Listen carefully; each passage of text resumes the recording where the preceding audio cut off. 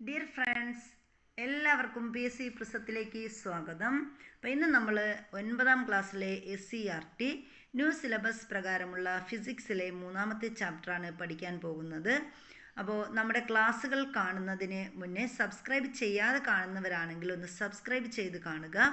അതുപോലെ തന്നെ നിങ്ങൾക്ക് നമ്മുടെ ക്ലാസ്സുകൾ ഇഷ്ടപ്പെട്ടാൽ ലൈക്ക് ചെയ്യാൻ മറക്കരുത്. കമൻറ്റുകൾ കമൻറ്റ് ബോക്സിലിടുക. അപ്പം നമ്മളിന്ന് 3ാമത്തെ ചാപ്റ്ററാണ് പഠിക്കാൻ പോകുന്നത്. നമ്മുടെ ചാപ്റ്ററിൻ്റെ പേര് ചലന നിയമങ്ങൾ എന്നാണ്. അപ്പോൾ കഴിഞ്ഞ ക്ലാസ്സിൽ നമ്മൾ ചലന സമവാക്യങ്ങളെക്കുറിച്ച് പഠിച്ചായിരുന്നു.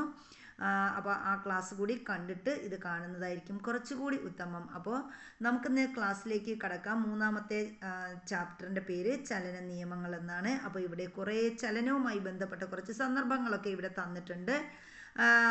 ഒരാൾ കാറ് തള്ളുന്നു, അതുപോലെ നമ്മുടെ സ്ലൈഡിൽ കയറി വരുന്നു, ബോള് ഇട്ട് പിടിക്കുന്നു, അതുപോലെ വള്ളം തുഴയുന്നു, ബാറ്റ് കളിക്കുന്നു. അങ്ങനെ ഒരുപാട് കാര്യങ്ങൾ ഇവിടെ ചലനവുമായി ബന്ധപ്പെട്ട് നൽകിയിട്ടുണ്ട്.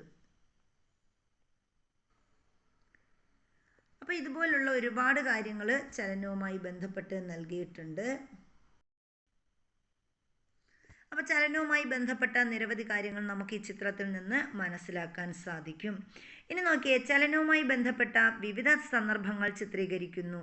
കുട്ടി ക്രിക്കറ്റ് പന്ത് പിടിക്കുന്നത് നോക്കൂ. അപ്പോൾ ചലനവുമായി ബന്ധപ്പെട്ട ഒരു സന്ദർഭമാണ് ഇവിടെ എന്ത് ചെയ്യുന്നത് ക്രിക്കറ്റ് ബോൾ പിടിക്കുന്നത്. അപ്പോൾ ഒരാൾ ക്രിക്കറ്റ് ബോൾ അടിക്കുന്നുണ്ട്, മറ്റൊരാൾ ക്രിക്കറ്റ് ബോൾ പിടിക്കുന്നു.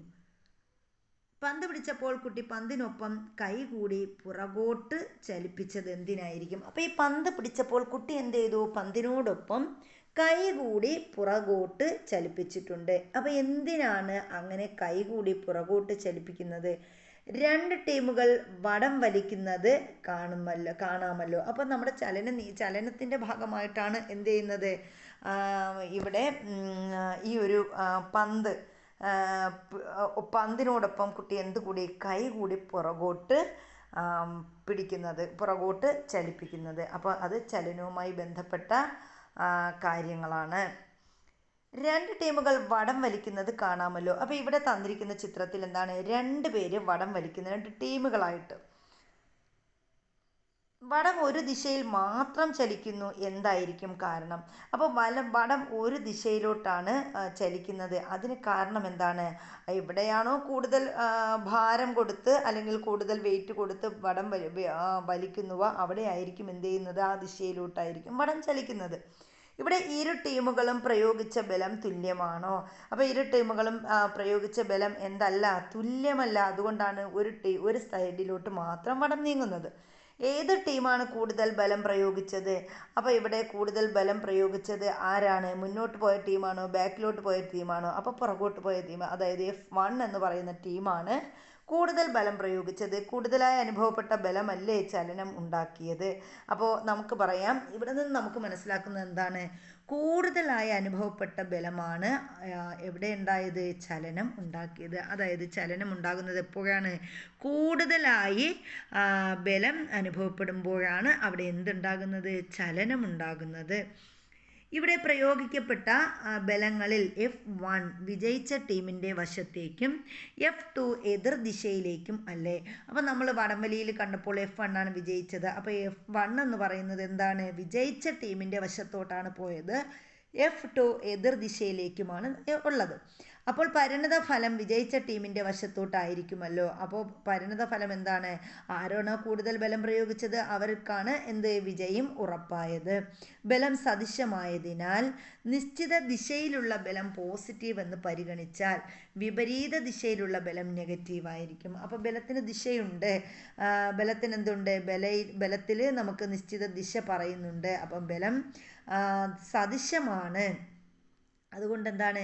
നിശ്ചിത ദിശയിലുള്ള ബലം പോസിറ്റീവ് എന്ന് പരിഗണിച്ചാൽ വിപരീത ദിശയിലേക്കുള്ള ബലം എന്താണെന്ന് നമുക്ക് പറയാൻ നെഗറ്റീവ് ആണെന്ന് പറയാൻ കഴിയും. അതുകൊണ്ടാണ് വടം വലിക്കുമ്പോൾ വിജയിച്ച വ്യക്തികൾ അവിടെ പോസിറ്റീവ് ബലമാണ് പ്രയോഗിക്കുന്നത്.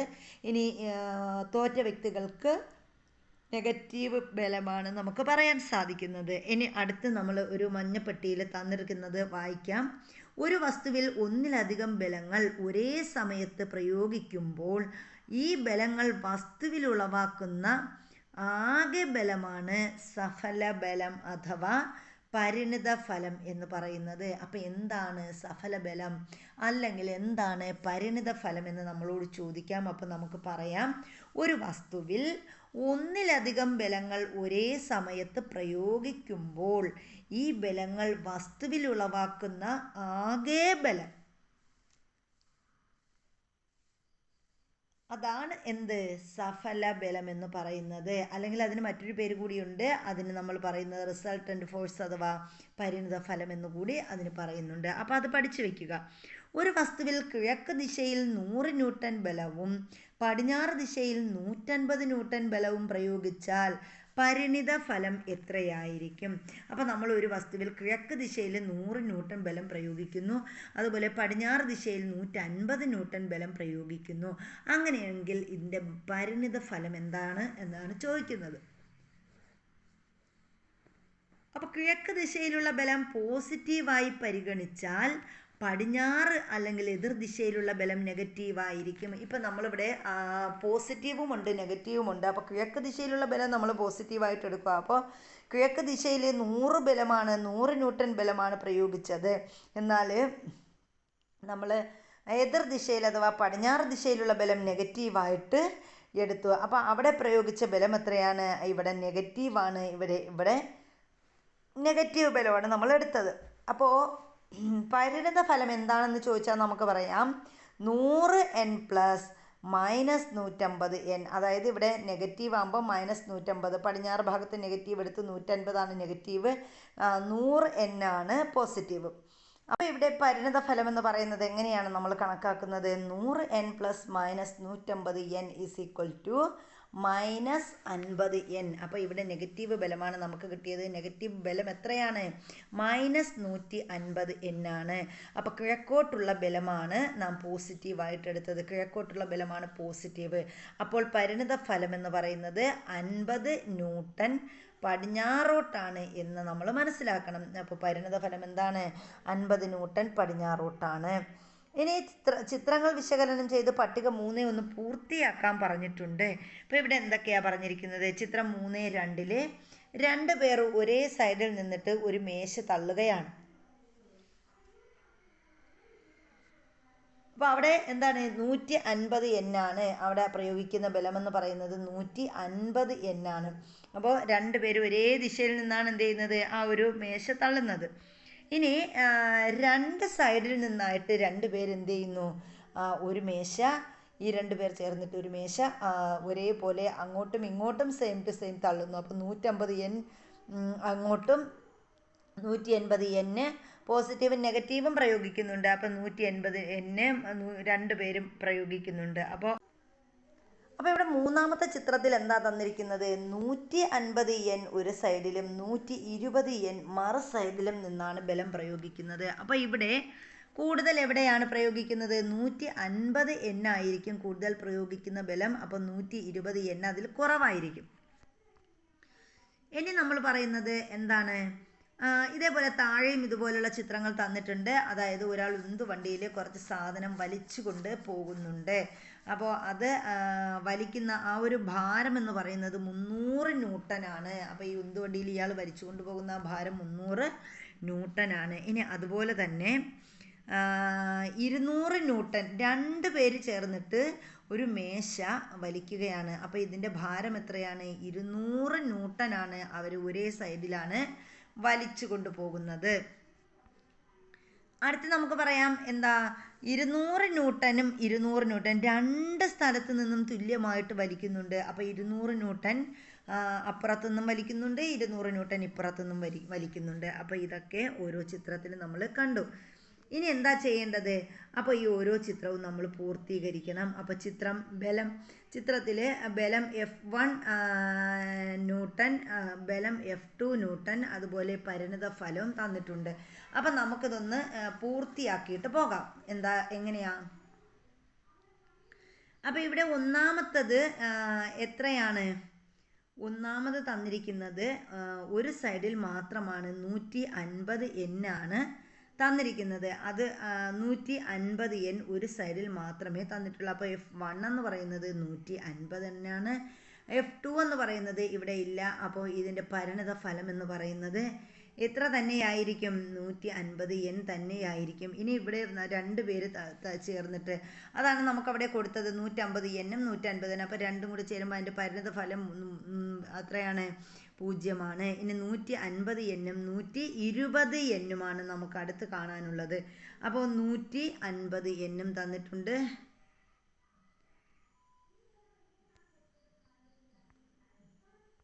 അപ്പോൾ ഇവിടെ 150N എങ്ങോട്ടാണ്?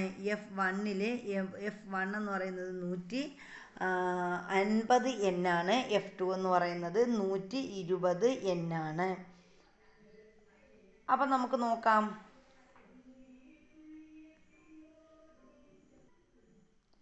അപ്പം ഇവിടെ 150 ന്യൂട്ടൺ ഇവിടെ, അതുപോലെ ഇവിടെ എത്രയാണ്? F2 എന്ന് പറയുമ്പം 120 ന്യൂട്ടൺ. അപ്പോൾ ഇവിടുത്തെ പരിണിത ഫലം എന്ന് പറയുന്നത് എത്രയാണ്? 30 ഇവിടുത്തെ പരിണിത ഫലം. അടുത്ത കോളത്തിൽ നമ്മൾ നോക്കുന്നത് നമുക്കിവിടെ കാണാൻ സാധിക്കും, ഇതല്ലേ? അപ്പോൾ ഈ ഒരു ഇത് ഉന്തുവണ്ടിയിൽ, അതായത് ഒരേ സ്ഥലത്തോട്ട് എന്ത് ചെയ്യുന്നു? 300 ന്യൂട്ടൺ ഭാരം ഒരേ സ്ഥലത്ത് തന്നെ വലിച്ചുകൊണ്ട് പോകുന്നത് ആണ് നമുക്ക് ഇവിടെ തന്നിരിക്കുന്നത്. അപ്പോൾ ഇവിടെ പടിഞ്ഞാറോട്ടാണ് വലിച്ചുകൊണ്ട് പോകുന്നത്. അപ്പോൾ ഇവിടുത്തെ F1 എന്ന് പറയുന്നത് എത്രയാണ്? 300 ന്യൂട്ടൺ ആണ്. അപ്പോൾ F2 അവിടെ ഇല്ല. അതിൻ്റെ പരിണിത ഫലം എന്ന് പറയുന്നതും 300 ന്യൂട്ടൺ തന്നെയാണ്. ഇനി നോക്കിയേ, 200 ന്യൂട്ടൺ ഒരേ സൈഡിലാണ് വലിക്കുന്നത്. അവിടെയും ഈ പറഞ്ഞതുപോലെ തന്നെയാണ്. ഇനി എന്താണ്? ഇവിടെ 200 ന്യൂട്ടൺ കിഴക്കോട്ടും 200 ന്യൂട്ടൺ പടിഞ്ഞാറോട്ടും വലിക്കുന്നുണ്ട്. അപ്പോൾ അവിടെ വരുന്നത് വ്യത്യാസം വരും. കാരണം പരിണിത ഫലം എന്ന് പറയുന്നത് അവിടെയും എത്രയാണ്? 200 ന്യൂട്ടൺ വരുമ്പോൾ അവിടുത്തെ പരിണിത ഫലം എന്ന് പറയുന്നത് 0. ഏതൊക്കെ സന്ദർഭങ്ങളിലാണ് പരിണിത ബലം 0 അപ്പോൾ ഇവിടെ നമ്മൾ കണ്ടതിൽ പരിണിത ബലം 0 ഏതൊക്കെ സന്ദർഭങ്ങളിലാണ്? ഇവിടെ പരിണിത ബലം രണ്ടാമത്തെ സന്ദർഭത്തിൽ പരിണിത ബലം എന്ത് ചെയ്യുന്നു? 0.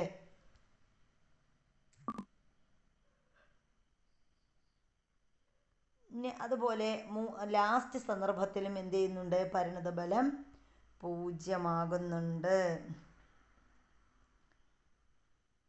പരിണിത ബലം 0 സന്ദർഭങ്ങളേവ. അപ്പോൾ പരിണിത ബലം 0 ഏതൊക്കെ സന്ദർഭങ്ങളിലാണ്?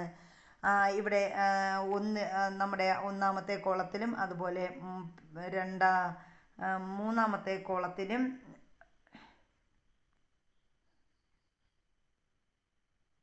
മൂന്നല്ല, നമ്മൾ ഇപ്പം ഒന്നാമത്തെ കോളം പറഞ്ഞു, അതുപോലെ ഏതാണ് 200 അഞ്ചാമത്തെ കോളവും പറഞ്ഞു. ആ ഭാഗങ്ങളിലൊക്കെയാണ് പരിണിത ഫലം 5, അതുപോലെ ആറാമത്തെ കോളം. അപ്പോൾ ഇവിടെയാണ് എന്ത് ചെയ്യുന്നത്? പരിണിത ഫലം 0 പരിണിത ബലം. ഏതെല്ലാം സന്ദർഭങ്ങളിലാണ് ചലനം ഉണ്ടാകാത്തത്? അപ്പോൾ ചലനം ഉണ്ടാകാത്തത് ഏതൊക്കെ സന്ദർഭങ്ങളിലാണ് എന്ന് ചോദിച്ചാൽ നമുക്ക് പറയാം. ചലനം ഉണ്ടാകാത്തത് ഏതൊക്കെ സന്ദർഭങ്ങളിലാണ്? ഇവിടെ ചലനം ഉണ്ടാകാത്തത് ഒരേപോലെ നമ്മൾ 0 വരുന്ന സന്ദർഭങ്ങളിലാണ് എന്ത് ചെയ്യാൻ പറ്റാത്തത്? ചലനം ഉണ്ടാകാത്തത് 2 സന്ദർഭങ്ങളിലാണ്. അടുത്ത് നമ്മൾ പറയുന്നത് ഒരു വസ്തുവിൽ അനുഭവപ്പെടുന്ന പരിണിത ബലം 0 അപ്പോൾ നമ്മളൊരു വസ്തുവിൻ്റെ കാര്യമാണ് പറയുന്നത്. ഒരു വസ്തുവിൽ അനുഭവപ്പെടുന്ന പരിണിത ബലം എത്രയാണെങ്കിൽ? 0 പ്രയോഗിക്കപ്പെട്ട ബലങ്ങളെ സന്തുലിത ബലങ്ങൾ എന്ന് പറയുന്നു. അപ്പം നമ്മൾ ഒരു വസ്തുവിന് അനുഭവപ്പെടുന്ന പരിണിത ബലം എത്ര? 0 അവിടെ പ്രയോഗിക്കപ്പെട്ട ബലങ്ങളെയാണ് നമ്മൾ എന്തെന്ന് പറയുന്നത്? സന്തുലിത ബലങ്ങൾ അഥവാ ബാലൻസ്ഡ് ഫോഴ്സസ് എന്ന് പറയുന്നത്. ഇത്തരം ബലങ്ങൾക്ക് നിശ്ചലാവസ്ഥയിലുള്ള ഒരു വസ്തുവിനെ ചലിപ്പിക്കാനോ ചലനാവസ്ഥയിലുള്ള ഒരു വസ്തുവിൻ്റെ ചലന ദിശയ്ക്കോ വേഗത്തിനോ മാറ്റം വരുത്താൻ കഴിയില്ല. അപ്പോൾ നമ്മളിവിടെ എന്താ പറഞ്ഞത്? അപ്പോൾ ഇതുപോലുള്ള ബലങ്ങൾക്ക്, അതായത് സന്തുലിത ബലങ്ങളുടെ കാര്യമാണ് നമ്മൾ പറയുന്നത്. സന്തുലിത ബലങ്ങൾ എന്ന് പറഞ്ഞാൽ തന്നെ പരിണിത ബലം 0 വരുന്ന 0 അങ്ങനെയുള്ള ബലങ്ങളെയാണ് നമ്മൾ എന്തെന്ന് പറയുന്നത്? സന്തുലിത ബലങ്ങൾ എന്ന് പറയുന്നത്. ഇത്തരം ബലങ്ങളുടെ പ്രത്യേകത എന്താണ്? ഇത്തരം ബലങ്ങൾക്ക് നിശ്ചല അവസ്ഥയിലുള്ള ഒരു വസ്തുവിനെ ചലിപ്പിക്കാനോ ചലനാവസ്ഥയിലുള്ള ഒരു വസ്തുവിൻ്റെ ചലന ദിശയ്ക്കോ വേഗത്തിലോ മാറ്റം വരുത്താനോ കഴിയില്ല. അപ്പോൾ ഈ ഒരു വസ്തുവിനെ, അപ്പോൾ നിശ്ചലാവസ്ഥയിലുള്ള ഒരു വസ്തുവിനെ ചലിപ്പിക്കാനോ, ഈ ഒരു സന്തുലിത ബലത്തിന് നിശ്ചലാവസ്ഥയിലുള്ള വസ്തുവിനെ ചലിപ്പിക്കാനോ അതുപോലെ ചലനാവസ്ഥയിലുള്ള ഒരു വസ്തുവിനെ അതിൻ്റെ ചലന ദിശയ്ക്കോ വേഗത്തിനോ മാറ്റം വരുത്താൻ സാധിക്കില്ല എന്നാണ് പറയുന്നത്. ഒരു വസ്തുവിൽ അനുഭവപ്പെടുന്ന പരിണിത ഫലം 0 പ്രയോഗിക്കപ്പെട്ട ബലങ്ങളെ അസന്തുലിത ബലങ്ങൾ എന്ന് പറയുന്നു. അപ്പം നമ്മൾ പരിണിത ഫലം 0 അവിടെ പ്രയോഗിക്കപ്പെട്ട ബലം ഏത് ബലമാണ്? അവിടെ അസന്തുലിത ബലമാണ് നടക്കുന്നത്. അൺബാലൻസ്ഡ് ഫോഴ്സ് എന്ന് നമ്മൾ പറയും. ഇത്തരം ബലങ്ങൾക്ക് നിശ്ചലാവസ്ഥയിലുള്ള ഒരു വസ്തുവിനെ ചലിപ്പിക്കാനും ചലനാവസ്ഥയിലുള്ള ഒരു വസ്തുവിൻ്റെ ചലന ദിശയ്ക്കോ വേഗത്തിനോ മാറ്റം വരുത്താനും കഴിയും. അപ്പോൾ നമുക്ക് അസന്തുലിത ബലങ്ങളുടെ പ്രത്യേകത എന്തെന്നാണ് നമ്മൾ പറഞ്ഞത്? ഇത്തരം ബലങ്ങൾക്ക് നിശ്ചലാവസ്ഥയിലുള്ള ഒരു വസ്തുവിൻ്റെ ചലിപ്പിക്കാൻ സാധിക്കും. അതുപോലെ ചലനാവസ്ഥയിലുള്ള ഒരു വസ്തുവിനെ അതിൻ്റെ ചലന ദിശയ്ക്കോ വേഗത്തിനോ മാറ്റം വരുത്താൻ സാധിക്കും. ഇനി ചിത്രം 3.1 വടംവലി മത്സരത്തിൽ 2 ടീമുകളും വടത്തിൽ ബലം പ്രയോഗിച്ചപ്പോൾ വടത്തിൽ അനുഭവപ്പെട്ട പരിണിത ബലം സന്തുലിതമോ അസന്തുലിതമോ? അപ്പം നമ്മൾ കണ്ടു, അവിടെ വടം വലിക്കുന്നത് കണ്ടു. നമ്മൾ ഒരിക്കൽ കൂടി അത് കാണിച്ചു തരാം. അപ്പോൾ നമ്മൾ ഇവിടെ വടം വലി മത്സരത്തിൽ അപ്പോൾ 2 ടീമുകളാണ് ഇവിടെ വടം വലിച്ചത്. അപ്പോൾ ഇവിടെ ഉള്ളത് എന്താണ്? 2 പേരും തമ്മിൽ ഒരു അസന്തുലിത ബലമാണ് നടന്നത്. അതുകൊണ്ടാണ് ഒരു ടീമാണ് അവിടുത്തെ ബലത്തിൻ്റെ അസന്തുലിത ബലത്തിൻ്റെ ചലന ദിശയ്ക്കും അതിൻ്റെ വേഗത്തിനുമൊക്കെ മാറ്റം വരുത്തിയത്. അപ്പോൾ അവിടെ നടന്നത് എന്ത് ബലമാണ്? വടംവലിയിൽ നടന്നത് അസന്തുലിത ബലമാണ്. എല്ലാ ബലങ്ങളും ചലനമുണ്ടാക്കുമോ? അപ്പോൾ എല്ലാ ബലങ്ങളും ചലനമുണ്ടാക്കുമോ എന്നാണ് ചോദിച്ചിരിക്കുന്നത്. അതിനുള്ളൊരു പ്രവർത്തനം തന്നിട്ടുണ്ട്, നമുക്കൊന്ന് നോക്കാം. ഏകദേശം 1.2 മീറ്റർ നീളവും 10 സെൻറ്റിമീറ്റർ വീതിയുമുള്ള ഒരു പലകയുടെ 2 അഗ്രങ്ങളിലും ഒരു കപ്പി ഉറപ്പിക്കുക. അപ്പോൾ ഇവിടെ ഒരു പലക തന്നിട്ടുണ്ട്. ആ പലകയുടെ 2 അഗ്രങ്ങളിലും എന്ത് ചെയ്തിരിക്കുകയാണ്? ഒരു കപ്പി ഉറപ്പിച്ച് വെച്ചിരിക്കുകയാണ്. ഈ പലക മേശപ്പുറത്ത് വയ്ക്കുക. എന്നിട്ട് ആ പലക എവിടെ വച്ചു? മേശപ്പുറത്ത് വച്ചു. ഇനി പലകയുടെ മധ്യഭാഗത്തായി ഒരു ട്രോയ് കാർ വയ്ക്കുക. അപ്പോൾ പലകയുടെ മധ്യഭാഗത്ത് എന്തും വച്ചു? ഒരു ട്രോയ് കാറും വച്ചു. ഇനിയോ ഒരു ടോയ് കാർ അവിടെ വെച്ചിട്ടുണ്ട്. അതിൻ്റെ 2 അഗ്രങ്ങളിലായി ബന്ധിപ്പിച്ച ചരടുകളിൽ ഒരേ മാസുള്ള പാനുകൾ തൂക്കിയിടുക. അപ്പോൾ 2 അഗ്രങ്ങളിലും എന്ത് ചെയ്യുക? ഒരേ മാസുള്ള പാനുകൾ തൂക്കിയിടാൻ പറഞ്ഞിട്ടുണ്ട്. 2 പാനുകളിലും 200 ഗ്രാം തൂക്കക്കട്ടി വീതം വയ്ക്കണം. അപ്പോൾ ആ 2 പാനുകളിലും എത്ര തൂക്കക്കട്ടി വെക്കണമെന്ന് പറഞ്ഞു? 200 ഗ്രാം വീതമുള്ള തൂക്കക്കട്ടി വെക്കണം. ടോയ് കാർ ചലിക്കുന്നുണ്ടോ? അപ്പോൾ 2 സ്ഥലവും തുല്യമാണ്. 2ഇടത്തും 200 ഗ്രാം തൂക്കക്കട്ടിയാണ് വെക്കുന്നത്. അപ്പോൾ ടോയ് കാർ ചലിക്കുന്നുണ്ടോ? ഇല്ല. ഇപ്പോൾ ബലങ്ങൾ സന്തുലിതമാണോ അതോ അസന്തുലിതമാണോ? അപ്പോൾ നമുക്കറിയാം 2 അഗ്രങ്ങളിലും തുല്യ ബലമാണ് പ്രയോഗിക്കുന്നതെങ്കിൽ അവിടെ എന്താണ്? സന്തുലിത ബലമാണ്. ഏതെങ്കിലും ഒരു പാനിൽ 50 ഗ്രാം കൂടി വയ്ക്കുക. എന്ത് നിരീക്ഷിക്കുന്നു? അപ്പോൾ ഏതെങ്കിലും ഒരു പാനിൽ 50 ഗ്രാം കൂടി വെച്ച് കഴിഞ്ഞാൽ 50 ഗ്രാം വെച്ച പാന് മൂവ് ചെയ്യുന്നതായിട്ട് അതിൻ്റെ ചലന ദിശയ്ക്കോ വേഗത്തിലോ മാറ്റം വരുത്തുന്നതായിട്ട് നമുക്ക് കാണാൻ പറ്റും. കാറ് ചലിച്ചുകൊണ്ടിരിക്കുന്ന അവസരത്തിൽ കാർ ഓടുന്ന ദിശയിലുള്ള പാനിൽ 50 ഗ്രാം കൂടി ഇട്ടാൽ കാറിൻ്റെ ചലനത്തിൽ എന്ത് മാറ്റം നിരീക്ഷിക്കും? അപ്പോൾ കാർ ചലിച്ചുകൊണ്ടിരിക്കുകയാണ്. ആ സമയത്ത് എന്ത് ചെയ്യുന്നു? കാർ ഓടുന്ന അതേ ദിശയിലുള്ള പാനിൽ തന്നെ 50 ഗ്രാം കൂടി ഇട്ടാൽ കാറിൻ്റെ ചലനത്തിൽ എന്ത് മാറ്റം നിരീക്ഷിക്കാം? കാർ കൂടുതൽ വേഗത്തിൽ ചലിക്കും. കാറ് ചലിച്ചുകൊണ്ടിരിക്കുന്ന അവസരത്തിൽ കാർ ഓടുന്നതിൻ്റെ വിപരീത ദിശയിലുള്ള പാനിൽ 200 ഗ്രാം കൂടി ഇട്ടാൽ എന്ത് നിരീക്ഷിക്കും? അപ്പോൾ കാർ ഇങ്ങനെ ചലിച്ചുകൊണ്ടിരിക്കുന്ന അവസരത്തിൽ കാർ ഓടുന്നതിൻ്റെ വിപരീത ദിശയിലുള്ള പാനിൽ നമ്മൾ എന്ത് ചെയ്യുന്നു? 200 ഗ്രാം കൂടി ഇട്ടാൽ എന്താണ് അവിടെ നിരീക്ഷിക്കുന്നത്? അപ്പോൾ 200 ഗ്രാം കൂടി ഇടുമ്പോൾ എന്ത് ചെയ്യും? ഈ ടോയ് കാറിൻ്റെ ചലനം ഇപ്പുറത്തെ സ്ഥലത്തോട്ട് വരും അല്ലേ? ഇപ്പോൾ ബലങ്ങൾ സന്തുലിതമോ അതോ അസന്തുലിതമോ? ഇപ്പോൾ ഒരു സ്ഥലത്ത് 200 ഗ്രാം അപ്പുറത്ത്, ഒരു സ്ഥലത്ത് 300ഉം ഒരു സ്ഥലത്ത് 400ഉമായിട്ടുണ്ട്. അപ്പോൾ ഇവിടെ അസന്തുലിത ബലമാണ്. ഈ പ്രവർത്തനങ്ങളിൽ നിന്നും എന്താണ് മനസ്സിലാക്കിയത്? ഏത് ഭാഗത്തോട്ടാണോ ഭാരം കൂടുതൽ ആ ഭാഗത്തേക്ക് ആണ് എന്ത് ചെയ്യുന്നത്? സ്പീഡ് കൂടുന്നത്. പരിണിത ഫലം അനുഭവപ്പെട്ട ദിശയിലേക്ക് വസ്തു ചലിക്കുന്നുണ്ടോ? അപ്പോൾ പരിണിത ഫലം അനുഭവപ്പെട്ട ദിശയിലേക്കായിരിക്കും എന്ത് ചെയ്യുന്നത്? വസ്തു പരിണിത ബലം അനുഭവപ്പെട്ട ദിശയിലാണ് വസ്തു ചലിക്കുന്നത്. ചലനവേഗം വർദ്ധിക്കുന്നത് ഏത് സാഹചര്യത്തിലാണ്? പരിണിത ബലത്തിൻ്റെ അളവ് കൂടുമ്പോൾ ആയിരിക്കും എന്ത് ചെയ്യുന്നത്? ചലനവേഗം വർദ്ധിക്കുന്നത്. കാറിനെ ചലിപ്പിച്ച ബലം കാറിൻ്റെ പുറത്ത് നിന്നാണോ അതോ അകത്ത് നിന്നാണോ പ്രയോഗിക്കപ്പെട്ടത്? അപ്പോൾ കാറിനെ ചലിപ്പിച്ച ബലം എവിടെ നിന്നാണ്? നമ്മൾ ആ തൂക്കക്കട്ടിയിലല്ലേ ബലം കൂട്ടിയത്? അപ്പോൾ അത് പുറത്ത് നിന്നാണ്. ചലനദിശ മാറുന്നത് ഏത് സാഹചര്യത്തിലാണ്? അപ്പോൾ ചലനദിശ മാറുന്നത് ഏത് സ്ഥലത്താണോ വെയിറ്റ് കൂടുതൽ കൊടുക്കുന്നത് അവിടേക്കാണ് ചലനദിശ മാറുന്നത്. ഇവിടെ ചെയ്ത പ്രവർത്തനങ്ങളിലെല്ലാം വസ്തുവിന് പുറത്ത് നിന്നാണ് ബലം നൽകിയത്. അപ്പം നമ്മളിവിടെ കൊടുത്ത ബലമെല്ലാം എന്താണ്? വസ്തുവിന് പുറത്തു നിന്നുള്ള ബലമാണ് നൽകിയത്. അതിനാൽ ഇവയെല്ലാം ബാഹ്യബലങ്ങളാണ്. അപ്പോൾ അതുകൊണ്ട് നമ്മൾ ഇവയെല്ലാം എന്ത് ബലങ്ങളെന്ന് പറയുന്നു? ബാഹ്യബലങ്ങളെന്നാണ് പറയുന്നത്. ബാഹ്യബലം സന്തുലിതമോ അസന്തുലിതമോ ആകാം. അപ്പോൾ ബാഹ്യബലത്തിൻ്റെ പ്രത്യേകത എന്താണ്? ബാഹ്യബലം സന്തുലിതമോ അസന്തുലിതമോ ആകാം എന്നാണ് പറയുന്നത്. അപ്പോൾ ബാഹ്യബലം ഒന്നിൽ സന്തുലിതമായിരിക്കും അല്ലെങ്കിൽ അസന്തുലിതം ആയിരിക്കും. അപ്പം ഇനി നമുക്ക് നോക്കാം.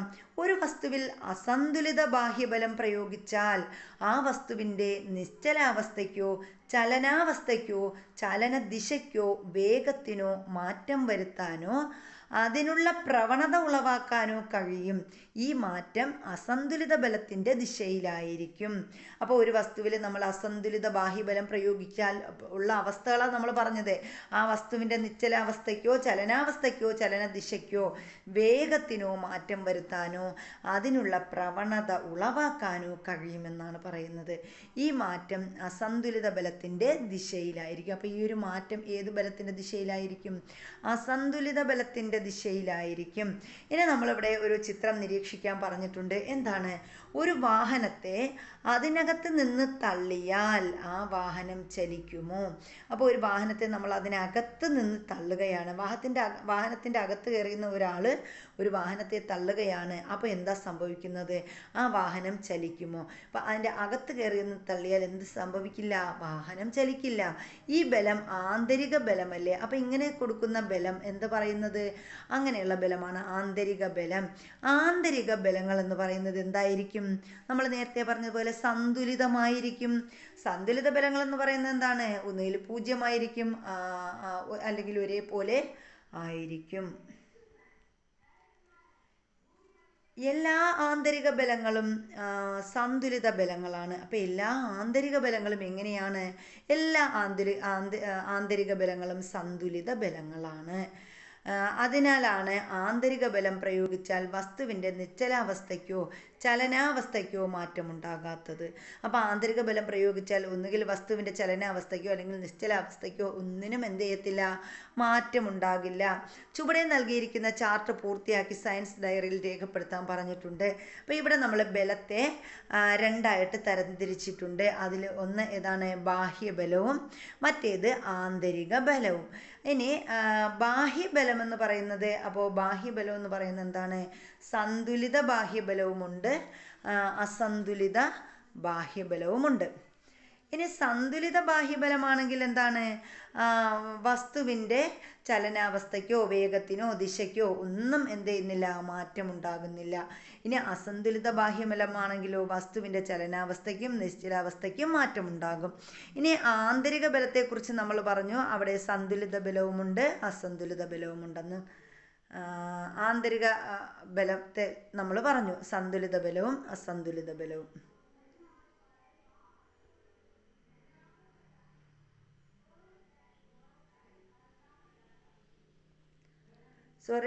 അതെ. ഇനി നമ്മൾ പറയുന്നത് ഗലീലിയോയുടെ നിരീക്ഷണങ്ങളെക്കുറിച്ചാണ്.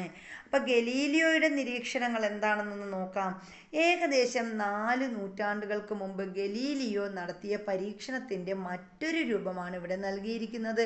അപ്പം 4 നൂറ്റാണ്ടുകൾക്ക് മുമ്പ്, 400 വർഷങ്ങൾക്ക് മുമ്പ് നമ്മുടെ ഗലീലിയോ നടത്തിയ പരീക്ഷണത്തിൻ്റെ മറ്റൊരു രൂപമാണ് ഇവിടെ തന്നിരിക്കുന്നത്. ഇപ്പോൾ ഇവിടെ എന്താണ് ചിത്രം 1 എന്ന് പറയുന്നത്? ഇതാ ഇവിടെ ഒന്ന് നമുക്ക് നോക്കാം.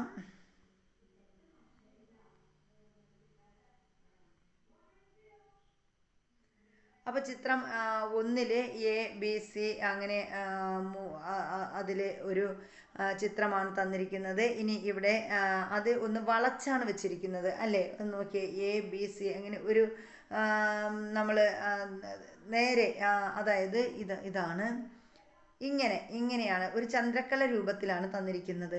ഇനി ചിത്രം 2 എന്താണ്? ഒരു നീണ്ട മോഡലാണ്. ഇങ്ങനെയാണ് തന്നിരിക്കുന്നത്. ഇവിടെ എന്താണ്? എയും ബിയും സിയും 3 രീതിയിൽ തന്നിട്ടുണ്ട്.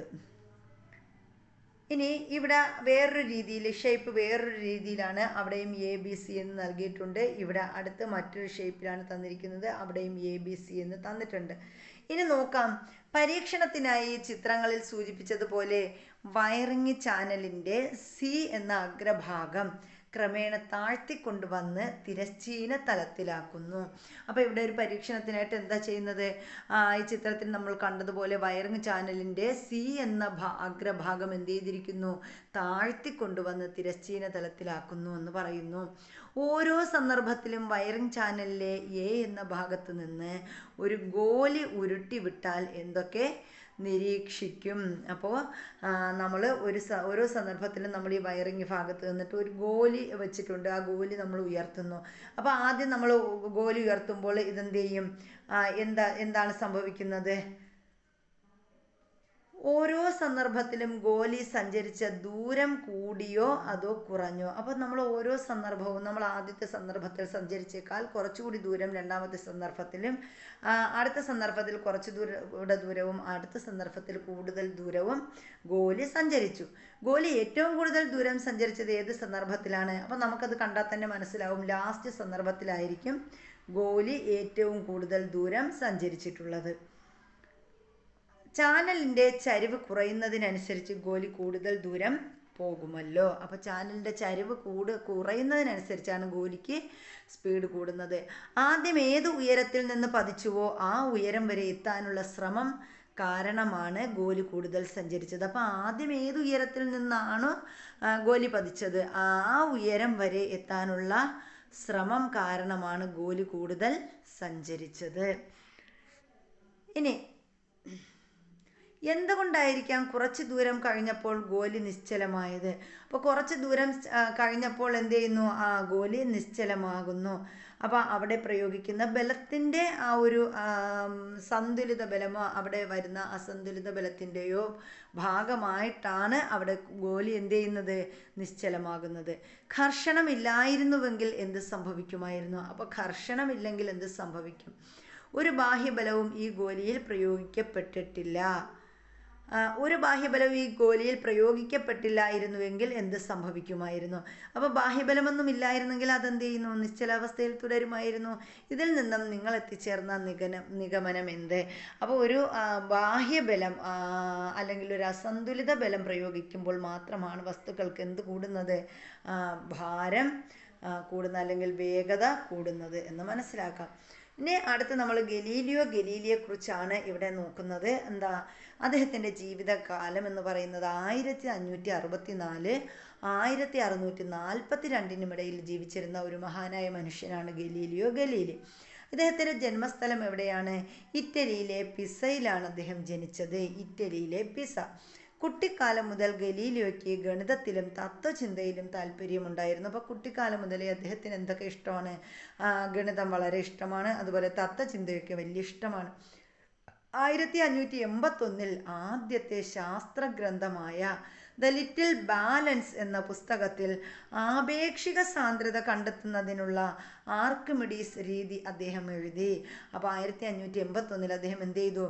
ആദ്യത്തെ ശാസ്ത്ര ഗ്രന്ഥമായ അദ്ദേഹത്തിൻ്റെ ആദ്യത്തെ ശാസ്ത്ര ഗ്രന്ഥമാണ് ദ ലിറ്റിൽ ബാലൻസ് എന്ന് പറയുന്നത്. ആ പുസ്തകത്തിൽ അദ്ദേഹം ആപേക്ഷിക സാന്ദ്രത കണ്ടെത്തുന്നതിനുള്ള ആർക്കിമിഡീസ് രീതിയാണ് അദ്ദേഹം എഴുതിയത്. തൻ്റെ സ്വന്തം ദൂരദർശിനിയിലൂടെ ശനിയെയും ശുക്രനെയും നിരീക്ഷിച്ച് എല്ലാ ഗ്രഹങ്ങളും സൂര്യനെ ചുറ്റുന്നതായി വാദിച്ചതാരാണ്? ഗലീലിയോ ഗലീലിയാണ്. അപ്പോൾ അദ്ദേഹം തന്നെ കണ്ടെത്തിയ അദ്ദേഹത്തിൻ്റെ ദൂരദർശിനിയിലൂടെയാണ് അദ്ദേഹം എന്ത് ചെയ്തത്? ശനിയെയും അതുപോലെ ശുക്രനെയും ഒക്കെ നിരീക്ഷിച്ചത്. അപ്പോൾ ഇവരൊക്കെ എന്ത് ചെയ്യുന്നു? ഗ്രഹങ്ങളെല്ലാം തന്നെ നമ്മുടെ സൂര്യനെ ചുറ്റുന്നതായിട്ട് കണ്ടെത്തിയത് ഗലീലിയോ ഗലീലിയാണ്. ചരിവ് തലങ്ങൾ ഉപയോഗിച്ചുള്ള പരീക്ഷണങ്ങളിലൂടെ അദ്ദേഹത്തിന് ജഡത്വത്തെക്കുറിച്ച് ചില സൂചനകൾ നൽകാൻ കഴിഞ്ഞു. അപ്പോൾ അദ്ദേഹം ജഡത്വത്തെക്കുറിച്ച് പറഞ്ഞതും ആരാണ്? നമ്മുടെ ഗലീലിയോ ഗലീലിയാണ്. നമ്മുടെ മഞ്ഞപ്പട്ടിയിലൊരു കാര്യം പറഞ്ഞിട്ടുണ്ട്. ചലിക്കുന്ന ഒരു വസ്തുവിനെ നിശ്ചലമാക്കാൻ ചലനത്തിൻ്റെ എതിർദിശയിൽ അസന്തുലിത ബാഹ്യബലം പ്രയോഗിക്കണം. അപ്പം നമ്മൾ ഒരു വസ്തു ചലിക്കുന്ന ഒരു വസ്തുവിനെ നിശ്ചലമാക്കാൻ നമ്മൾ എന്ത് ചെയ്താൽ മതി? ചലനത്തിൻ്റെ എതിർദിശയിൽ അസന്തുലിത ബാഹ്യബലം പ്രയോഗിച്ചാൽ മതി. ഈ ഒരു വസ്തുവിന് സമവേഗത്തിലുള്ള നേർരേഖാ ചലനം നിലനിർത്തുന്നതിന് ഒരു അസന്തുലിത ബാഹ്യബലം ആവശ്യമില്ല. അപ്പോൾ ഇവിടെ നമ്മൾ എന്താ പറഞ്ഞത്? ഒരു വസ്തു സമവേഗത്തിലുള്ള നേർരേഖാ ചലനത്തിലാണ് അതിൽ നിലനിൽക്കണം. അങ്ങനെയെങ്കിൽ അവിടെ എന്ത് വേണ്ട? അവിടെ ഒരു അസന്തുലിത ബാഹ്യബലത്തിൻ്റെ ആവശ്യമില്ല. അപ്പോൾ ഇതായിരുന്നു ഗലീലിയോയുടെ നിരീക്ഷണ ഫലം എന്ന് പറയുന്നത്. ടോയ് കാർ പരീക്ഷണം, ഗലീലിയോയുടെ പരീക്ഷണം എന്നിവയിൽ നിന്നും നേടിയ അറിവുകൾ ഇപ്രകാരം ക്രോഡീകരിക്കാം. അപ്പോൾ ഒരു വസ്തുവിൻ്റെ ചലനാവസ്ഥയ്ക്കോ നിശ്ചലാവസ്ഥയ്ക്കോ മാറ്റം വരുത്തുന്നതിന് ഒരു അസന്തുലിത ബാഹ്യബലം ആവശ്യമാണ്. ഒരു വസ്തുവിൻ്റെ ചലനാവസ്ഥയ്ക്കോ അല്ലെങ്കിൽ നിശ്ചലാവസ്ഥയ്ക്കോ മാറ്റം വരുത്തുന്നതിന് ഒരു അസന്തുലിത ബാഹ്യബലം ആവശ്യമാണ്. അടുത്ത നമ്മൾ പറയുന്നത് ന്യൂട്ടൻ്റെ ഒന്നാം ചലന നിയമത്തെക്കുറിച്ചാണ്.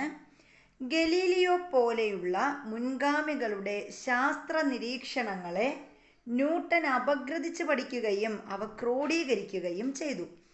ഇത് ചലനത്തെക്കുറിച്ചും ബലത്തിന് വിധേയമാകുന്ന വസ്തുക്കളെക്കുറിച്ചും പുതിയ നിഗമനങ്ങളും നിയമങ്ങളും ആവിഷ്കരിക്കാൻ ന്യൂട്ടനെ സഹായിച്ചു. അപ്പോൾ ഗലീലിയെ പോലെ ഉള്ളവരുടെ ശാസ്ത്ര നിരീക്ഷണങ്ങളെയാണ് ന്യൂട്ടൻ എന്ത് ചെയ്തത്? അപഗ്രഥിച്ച് പഠിക്കുകയും ക്രോഡീകരിക്കുകയും ഒക്കെ ചെയ്തത്. അത് ചലനത്തെക്കുറിച്ചും ബലത്തിന് വിധേയമാകുന്ന വസ്തുക്കളെക്കുറിച്ചും പുതിയ നിഗമനങ്ങളും നിയമങ്ങളും ആവിഷ്കരിക്കാൻ ന്യൂട്ടനെ സഹായിച്ചു. ആരുടെ പഠനം? ഗലീലിയോയുടെ പഠനങ്ങളാണ്. അസന്തുലിതമായ ബാഹ്യബലത്തിന് വിധേയമാകുന്നത് വരെ ഓരോ വസ്തുവും നിശ്ചലാവസ്ഥയിലോ നേർരേഖയിലുള്ള സമചലനത്തിലോ തുടരും. ഇതാണ് ന്യൂട്ടൻ്റെ ഒന്നാം ചലന നിയമം. വളരെ വളരെ ഇമ്പോർട്ടൻ്റ് ആണ്. ഒരുപാട് തവണ PSC പരീക്ഷകളിൽ ചോദിച്ചിട്ടുള്ളതാണ്. എന്താണ് ന്യൂട്ടൻ്റെ ഒന്നാം ചലന നിയമത്തിൽ പറയുന്നത്? അസന്തുലിതമായ ബാഹ്യബലത്തിന് വിധേയമാകുന്നത് വരെ ഓരോ വസ്തുവും നിശ്ചലാവസ്ഥയിലോ നേർരേഖയിലുള്ള സമചലനത്തിലോ തുടരും. അപ്പം ഇതാണ് ഒന്നാം ചലന നിയമം. ആരുടേതാ? നമ്മുടെ ന്യൂട്ടൻ്റെ ഒന്നാം ചലന നിയമം. ഒന്നാം ചലന നിയമം ബലം, ജഡത്വം എന്നീ ഭൗതിക അളവുകളെ നിർവചിക്കാൻ സഹായിച്ചു. അപ്പോൾ ഈ ന്യൂട്ടൻ്റെ ഒന്നാം ചലന നിയമമാണ് ബലം അതുപോലെ ജഡത്വം എന്നീ ഭൗതിക അളവുകളെ നിർവചിക്കാൻ സഹായിച്ചത്. ചിലപ്പോൾ ഇങ്ങനെയായിരിക്കും ക്വസ്റ്റ്യൻ. ബലം, ജഡത്വം എന്നീ ഭൗതിക അളവുകളെ നിർവചിക്കാൻ സഹായിച്ചത് ന്യൂട്ടൻ്റെ ഏത് ചലന നിയമമാണ്? 1, 2, 3 ഒക്കെ തരാം. അപ്പോൾ ഏതാണ്? ഒന്നാം ചലന നിയമമാണ്. എന്താണ് ബലം? അടുത്ത ബലം എന്താണെന്നാണ് നമ്മൾ പറയുന്നത്. ഒരു വസ്തുവിൻ്റെ നിശ്ചലാവസ്ഥയ്ക്കോ നേർരേഖാ സമചലനത്തിനോ മാറ്റം വരുത്താനോ അതിനുള്ള പ്രവണത ഉളവാക്കാനോ വേണ്ടി ആ വസ്തുവിൽ പ്രയോഗിക്കേണ്ടത് എന്താണോ അതാണ് ബലം. അപ്പോൾ എന്താണ് ബലം എന്ന് പറഞ്ഞാൽ നമ്മൾ പറഞ്ഞു ഒരു വസ്തു ഒരു വസ്തുവിൻ്റെ നിശ്ചലാവസ്ഥയ്ക്കോ അല്ലെങ്കിൽ അതിൻ്റെ നേർരേഖാ സമചലനത്തിനോ മാറ്റം വരുത്താനോ അതിനുള്ള പ്രവണത ഉളവാക്കാനോ വേണ്ടി നമ്മൾ എന്ത് ചെയ്യുന്നു? ആ വസ്തുവിൽ പ്രയോഗിക്കുന്നതാണ് ബലമെന്ന് പറയുന്നത്. ഇനി ജഡത്വം. എന്താണ് ജഡത്വം? നിശ്ചലമായിരുന്ന ഒരു ബസ് പെട്ടെന്ന് മുന്നോട്ടെടുത്താൽ ബസ്സിൽ നിൽക്കുന്ന യാത്രക്കാർ പിന്നിലേക്ക് ആയുന്നത് കണ്ടിട്ടില്ലേ? ബസ് മുന്നോട്ടെടുക്കുന്നതിന് മുമ്പ് ബസ്സിനോടൊപ്പം യാത്രക്കാരും നിശ്ചലാവസ്ഥയിലായിരുന്നില്ലേ? ബസ് പെട്ടെന്ന് ചലനാവസ്ഥയിലായപ്പോഴും യാത്രക്കാർക്ക് നിശ്ചലാവസ്ഥയിൽ തുടരാനുള്ള പ്രവണത ഉള്ളതുകൊണ്ടാണ് അവർ പിന്നിലേക്ക് ആയുന്നത്. ഈ പ്രവണതയെ നിശ്ചല ജഡത്വം എന്ന് പറയാം. അപ്പം എന്താണ് ജഡത്വം എന്നും എന്താണ് നിശ്ചല ജഡത്വം എന്നും നമ്മൾ പറഞ്ഞു. നിശ്ചലമായിരുന്ന ഒരു ബസ് പെട്ടെന്ന് മുന്നോട്ടെടുക്കുമ്പോൾ ബസ്സിൽ നിൽക്കുന്ന യാത്രക്കാർ പിന്നിലേക്ക് ആയുന്നതാണ് ജഡത്വം. അപ്പം ബസ് മുന്നോട്ടെടുക്കുന്നതിന് മുമ്പ് ബസ്സിനോടൊപ്പം യാത്രക്കാരും ഏതവസ്ഥയിലായിരിക്കും? ചിലപ്പോൾ ഇങ്ങനെ ക്വസ്റ്റ്യൻ വരാം. ബസ് മുന്നിലോട്ട് എടുക്കുമ്പോൾ ബസ്സിനോടൊപ്പം യാത്രക്കാരും ഏതവസ്ഥയിലാണ്? നിശ്ചലാവസ്ഥയിലാണ്. ബസ് പെട്ടെന്ന് ചലനാവസ്ഥയിലായപ്പോഴും യാത്രക്കാർക്ക് നിശ്ചലാവസ്ഥയിൽ തുടരാനുള്ള ഒരു പ്രവണത ഉള്ളത് കൊണ്ടാണ് അവർ എങ്ങോട്ടാഞ്ഞത്? പിന്നിലേക്കായുന്നത്. ഈ പ്രവണതയെ നമ്മൾ നിശ്ചല ജഡത്വം എന്നാണ് പറയുന്നത്. ചലിച്ചുകൊണ്ടിരിക്കുന്ന ബസ് പെട്ടെന്ന് നിർത്തുമ്പോൾ ബസ്സിൽ നിൽക്കുന്ന യാത്രക്കാർ മുന്നോട്ട് ആയുന്നതിന് കാരണം എന്താണ്? അപ്പോൾ ചലിച്ചുകൊണ്ടിരിക്കുന്ന ബസ് പെട്ടെന്ന് നിർത്തുമ്പോൾ നമ്മൾ എന്ത് ചെയ്യുന്നു? മുന്നോട്ട് ആയുന്നു. അതിന് കാരണം എന്താണ്? നിശ്ചലാവസ്ഥയിലുള്ള ഒരു വസ്തുവിന് സ്വയം അതിൻ്റെ അവസ്ഥയ്ക്ക് മാറ്റം വരുത്താൻ കഴിയില്ല. ഇതാണ് നിശ്ചല ജഡത്വം എന്ന് പറയുന്നത്. അപ്പോൾ നമ്മൾ പറഞ്ഞു ചലിച്ചുകൊണ്ടിരിക്കുന്ന ബസ് പെട്ടെന്ന് നിർത്തുമ്പോൾ ബസ്സിൽ നിൽക്കുന്ന യാത്രക്കാർ മുന്നോട്ടായുന്നതിന് കാരണം എന്താണ്? അത് ചലന ജഡത്വമാണ്. നിശ്ചലാവസ്ഥയിലുള്ള ഒരു വസ്തുവിന് സ്വയം അതിൻ്റെ അവസ്ഥയ്ക്ക് മാറ്റം വരുത്താൻ കഴിയുമോ? കഴിയില്ല. ഇതാണ് നിശ്ചല ജഡത്വം എന്ന് പറയുന്നത്. സമചലനത്തിലുള്ള ഒരു വസ്തുവിന് സ്വയം അതിൻ്റെ ചലനാവസ്ഥയ്ക്ക് മാറ്റം വരുത്താൻ കഴിയില്ല. അപ്പോൾ ചലനത്തിലാണ് ഒരു വസ്തുവെങ്കിൽ ആ സമചലനത്തിലുള്ള വസ്തുവിന് എന്ത് ചെയ്യാൻ പറ്റില്ല? സ്വയം അതിൻ്റെ ചലനാവസ്ഥയ്ക്ക് മാറ്റം വരുത്താൻ കഴിയില്ല. ഇതാണ് ചലന ജഡത്വം. അപ്പോൾ ചലനത്തിലുള്ള വസ്തു എന്ത് ചെയ്യാൻ പറ്റത്തില്ല? സ്വയം അതിൻ്റെ ചലനാവസ്ഥയ്ക്ക് മാറ്റം വരുത്താൻ കഴിയാത്തതിനെയാണ് ചലന ജഡത്വം എന്ന് പറയുന്നത്. അപ്പം നിശ്ചല ജഡത്വവും ചലന ജഡത്വവും വിശകലനം ചെയ്ത് ജഡത്വത്തിന് പ്രായോഗിക നിർവചനം എഴുതി നോക്കാൻ പറഞ്ഞിട്ടുണ്ട്. അപ്പോൾ ചുവടെ കൊടുത്തിരിക്കുന്ന നിർവചനവുമായി താരതമ്യം ചെയ്യാനും പറഞ്ഞിട്ടുണ്ട്. എന്താണെന്ന് നോക്കാം. ഒരു വസ്തു അതിൻ്റെ നിശ്ചലാവസ്ഥയിലോ ചലനാവസ്ഥയിലോ തുടരാനുള്ള പ്രവണതയാണ് ജഡത്വം. അപ്പോൾ ഒരു വസ്തുവിന് ഒന്നുകിൽ അതിൻ്റെ നിശ്ചലാവസ്ഥയിൽ അതല്ലെങ്കിൽ അതിൻ്റെ ചലനാവസ്ഥയിൽ ഇതിൽ രണ്ടിലേതിലെങ്കിലും ഒന്നിൽ തുടരാനുള്ള ആ ഒരു പ്രവണതയ്ക്ക് പറയുന്ന പേരാണ് ജഡത്വം. ഇനി ഇവിടെ ഗലീലിയോയെ കുറിച്ചൊരു പെട്ടി തന്നിട്ടുണ്ട്. അതൊന്ന് നോക്കിപ്പോകാം. ഗലീലിയോ അല്ല, നമ്മുടെ ഐസക് ന്യൂട്ടൻ. ഐസക് ന്യൂട്ടൻ്റെ ജീവിതകാലം എന്ന് പറയുന്നത് 1643 മുതൽ 1727 വരെയാണ്. 1627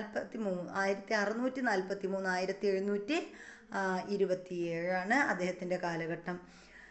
ജന്മസ്ഥലം ഇംഗ്ലണ്ടിലാണ് സർ ഐസക് ന്യൂട്ടൻ ജനിക്കുന്നത്. ഇംഗ്ലീഷ് തത്വചിന്തകനും ഭൗതിക ശാസ്ത്രജ്ഞനും ഗണിതജ്ഞനും ജ്യോതിശാസ്ത്രജ്ഞനുമായിരുന്നു സർ ഐസക് ന്യൂട്ടൻ. അപ്പോൾ ഒരുപാട് മേഖലയിൽ കൈവച്ച വ്യക്തിയാണ് ആര്? സർ ഐസക് ന്യൂട്ടൻ എന്ന് പറയുന്നത്. അദ്ദേഹം ഒരു ഭൗതിക ശാസ്ത്രജ്ഞനായിരുന്നു, ഇംഗ്ലീഷ് തത്വചിന്തകനായിരുന്നു, ഗണിതജ്ഞനായിരുന്നു, ജ്യോതിശാസ്ത്രജ്ഞനും ആയിരുന്നു. പ്രധാന സംഭാവനകൾ എന്താണ്? ഭൂമിയിൽ കാണുന്ന വസ്തുക്കളുടെ ചലനവും ആകാശഗോളങ്ങളുടെ ചലനവും ഒരേ പ്രകൃതി നിയമങ്ങളെ അടിസ്ഥാനമാക്കിയാണെന്ന് തെളിയിച്ചതാരാണ്? Sir Isaac ന്യൂട്ടനാണ്. അപ്പോൾ അദ്ദേഹം എന്ത് ചെയ്തു? അദ്ദേഹം പറഞ്ഞു നമ്മുടെ ഭൂമിയിൽ കാണുന്ന വസ്തുക്കളുടെ ചലനവും ആകാശഗോളങ്ങളുടെ ചലനവും ഒരേ പ്രകൃതി നിയമങ്ങളെ അടിസ്ഥാനമാക്കിയാണെന്ന് തെളിയിച്ചതാരാ? സർ ഐസക് ന്യൂട്ടനാണ്. പ്രിൻസിപ്പിയ മാത്തമാറ്റിക്ക എന്ന പേരിൽ അദ്ദേഹം പ്രസിദ്ധീകരിച്ച ഗ്രന്ഥത്തിൽ ഗുരുത്വാകർഷണം, ചലന നിയമങ്ങൾ എന്നിവ നന്നായി വിശദീകരിച്ചിരിക്കുന്നു. അപ്പോൾ അദ്ദേഹത്തിൻ്റെ പ്രധാനപ്പെട്ട കൃതി ഏതാണ്? Principia Mathematica. അദ്ദേഹം പ്രസിദ്ധീകരിച്ച ഈ ഒരു ഗ്രന്ഥത്തിലാണ് എന്തിനെക്കുറിച്ച് പറയുന്നത്? ഗുരുത്വാകർഷണത്തെക്കുറിച്ചും ചലന നിയമങ്ങളെയൊക്കെ കുറിച്ച് നന്നായി വിശദീകരിക്കുന്ന ഗ്രന്ഥമാണ് പ്രിൻസിപ്പിയ മാത്തമാറ്റിക്ക എന്ന് പറയുന്നത്. ഈ ഗ്രന്ഥം ഇന്നും ബലതന്ത്രത്തിൻ്റെ അടിസ്ഥാന ശിലയാണ്. അപ്പോൾ ബലതന്ത്രത്തിൻ്റെ അടിസ്ഥാന ശില എന്നറിയപ്പെടുന്ന സർ ഐസക് ന്യൂട്ടൻ്റെ ഗ്രന്ഥം ഏതെന്ന് ചോദിച്ചാൽ ഏതാണ്? പ്രിൻസിപ്പിയ മാത്തമാറ്റിക്കയാണ്. പ്രകാശത്തിൻ്റെ കണികാ സിദ്ധാന്തവും കാൽക്കുലസും അദ്ദേഹത്തിൻ്റെ സംഭാവനയാണ്. അപ്പോൾ പ്രകാശത്തിൻ്റെ കണികാ സിദ്ധാന്തം കണ്ടുപിടിച്ചത് ആരാണ്? സർ ഐസക് ന്യൂട്ടനാണ്. അതുപോലെ എന്താണ് കാൽക്കുലസിൻ്റെ പിതാവ് എന്നാണ് ആരറിയപ്പെടുന്നത്? നമ്മുടെ സർ ഐസക് ന്യൂട്ടൻ അറിയപ്പെടുന്നത്. ഇദ്ദേഹമാണ് ആദ്യമായി റിഫ്ലക്റ്റിംഗ് ടെലിസ്കോപ്പ് നിർമ്മിച്ചത്. അപ്പോൾ ആദ്യമായിട്ട് റിഫ്ലക്റ്റിംഗ് ടെലിസ്കോപ്പ് നിർമ്മിച്ചത് ആരാ? അത് സർ ഐസക് ന്യൂട്ടനാണ്. അപ്പോൾ ഒരുപാട് വിശേഷണങ്ങൾ അദ്ദേഹത്തെക്കുറിച്ച് നമ്മൾ പറഞ്ഞു. ഇനി താഴെ കൊടുത്ത ഓരോ പ്രവർത്തനവും ചെയ്ത് നിരീക്ഷണം പറയാൻ പറഞ്ഞിട്ടുണ്ട്. അപ്പോൾ ഇവിടെ നമുക്കൊന്ന് നോക്കാം. അപ്പോൾ ഇവിടെ ഒന്നാമത്തെ ചിത്രത്തിൽ ഒരു കുപ്പിയുടെ അടിയിൽ പേപ്പർ ഇരിക്കുന്നത് കാണാം. രണ്ടാമത്തെ ചിത്രത്തിൽ ഒരു കുട്ടി ആ പേപ്പർ വലിച്ചെടുക്കുന്നതും കാണാം. മേശപ്പുറത്ത് പേപ്പർ വയ്ക്കുക. അടിവശം പരന്ന ഒരു കുപ്പിയിൽ ജലം നിറച്ച് അടച്ച ശേഷം പേപ്പറിന് മുകളിൽ വയ്ക്കുക. പേപ്പർ പെട്ടെന്ന് തിരശ്ചീനമായി വലിക്കുക. കുപ്പിക്ക് എന്ത് സംഭവിച്ചു? അപ്പോൾ കുപ്പിക്കൊന്നും സംഭവിച്ചില്ല. കുപ്പിയുടെ ജഡത്വം ഏത് തരമാണ്? അപ്പോൾ കുപ്പി ഏത് തരത്തിലാണ്, ഏത് ജഡത്വത്തിലാണ്? നിശ്ചല ജഡത്വത്തിലാണെന്ന് നമുക്ക് പറയാം. ഡെസ്കിന് മുകളിൽ ജലം നിറച്ച ഒരു ഗ്ലാസ് വച്ച ശേഷം അതിനെ സാവധാനം നിരക്കി മുന്നോട്ട് നീക്കി ക്രമമായി വേഗം വർദ്ധിപ്പിച്ച ശേഷം പെട്ടെന്ന് നിശ്ചലമാക്കുക.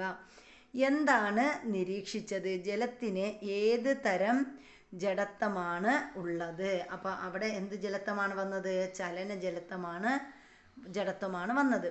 അപ്പോൾ ചിത്രം 3.7 കാണിച്ചിരിക്കുന്നത് പോലെ നമ്മൾ ക്യാരം കോയിനുകൾ ഒന്നിനു മുകളിൽ ഒന്നായി അടുക്കി വയ്ക്കുക. അവയ്ക്ക് മുകളിൽ ജലം നിറച്ച് ഒരു പ്ലാസ്റ്റിക് കപ്പ് വയ്ക്കുക. നീളമുള്ള ഒരു സ്കെയിൽ ഉപയോഗിച്ച് ഏറ്റവും അടിയിൽ നിന്ന് ക്യാരം കോയിൻ ഒന്നൊന്നായി വളരെ വേഗത്തിൽ തട്ടിത്തെറിപ്പിക്കുക. കപ്പിന് ജഡത്വമുണ്ടോ? ഏത് തരം? കപ്പ് ഏത് ജഡത്വത്തിലാണ്? നിശ്ചല ജഡത്വത്തിലാണ്. നിങ്ങൾ ചെയ്ത പ്രവർത്തനങ്ങളിലൂടെ നേടിയ അറിവുകളുടെ അടിസ്ഥാനത്തിൽ ജഡത്വവുമായി ബന്ധപ്പെട്ട പ്രസ്താവനകളെ അനുയോജ്യമായി പട്ടികയിൽ രേഖപ്പെടുത്താൻ പറഞ്ഞിട്ടുണ്ട്. മാവിൻ കൊമ്പ് കുലുക്കിയാൽ മാങ്ങ ഞെട്ടറ്റ് വീഴുന്നു. അപ്പോൾ ഏത് ജഡത്വമാണ്? ചലന ജഡത്വമാണ്. ലോങ് ജമ്പിൽ പങ്കെടുക്കുന്ന ആൾ കുറേ ദൂരം ഓടി വന്ന് ചാടുന്നു. അതും എന്താണ്? അത് ചലന ജഡത്വമാണ്. സീറ്റ് ബെൽറ്റ് ധരിക്കാതെ കാറിൽ യാത്ര ചെയ്യുന്നത് അപകടകരമാണ്. അവിടെയും എന്താണ്? അവിടെയും ചലന ജഡത്വമാണ്.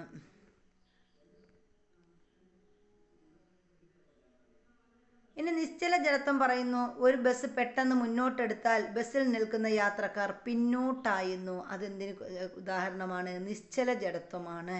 ഇനി ചലന ജഡത്വം എന്താണ്? നിരപ്പായ തറയിൽ ഉരുട്ടിവിട്ട പന്ത് മുന്നോട്ട് പോയിക്കൊണ്ടിരിക്കുന്നു. അത് എന്താണ്? ചലന ജഡത്വമാണ്. ചലന ജഡത്വത്തിനും നിശ്ചല ജഡത്വത്തിനും കൂടുതൽ ഉദാഹരണങ്ങൾ കണ്ടെത്തി പട്ടിക വിപുലീകരിക്കാൻ പറഞ്ഞിട്ടുണ്ട്. ജഡത്വത്തിന് വസ്തുവിൻ്റെ മാസുമായി ബന്ധമുണ്ടോ?